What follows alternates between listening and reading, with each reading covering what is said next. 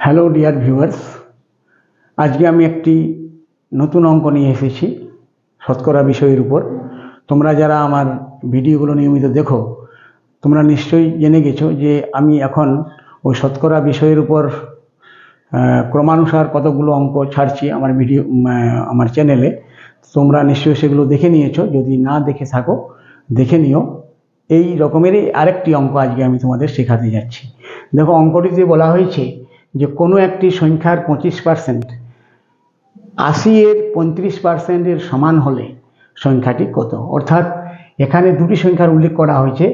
একটি সংখ্যা তো দেওয়াই আছে 80, এবং সেই 80-র 35%, আর কোনো একটি সংখ্যা মানে অজ্ঞাত সংখ্যাটির 25%। এই দুটো সংখ্যার সেই অংশগুলো কিন্তু পরস্পর সমান। অজ্ঞাত সংখ্যার 25%টি জ্ঞাত সংখ্যা 80-এর 35%-এর সমান। তাহলে অজ্ঞাত সংখ্যাটি কত? তো আমরা ধরে নিচ্ছি, মনে করি সংখ্যাটি হলো x। তাহলে x এর 25%টা বের করে নাও। তাহলে x এর 25% সমান কত হবে? x গুণিত 25-এর 100। 25-এর 100কে কেটে দাও, 1-এর 4, বা হয়ে গেল x/4।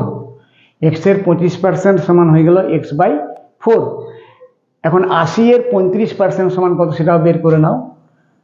80-এর 35% সমান কত না 80 গুণিত 35-এর 100।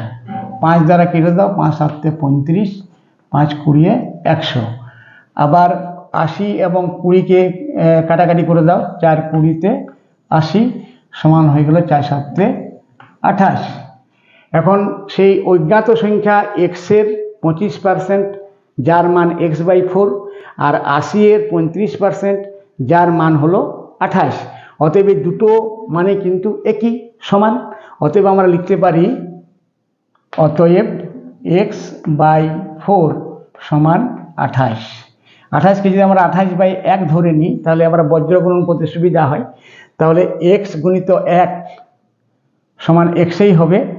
আর এদিকে 28 গুণিত 4 মানে 4-8-টে 32, 2 হাতে 1, 4 দুগুণে হাতে 3, 4 দুগুণে 8, আর 3-এ 11, 112।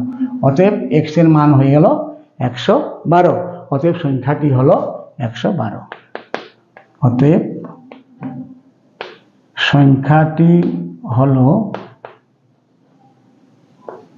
112।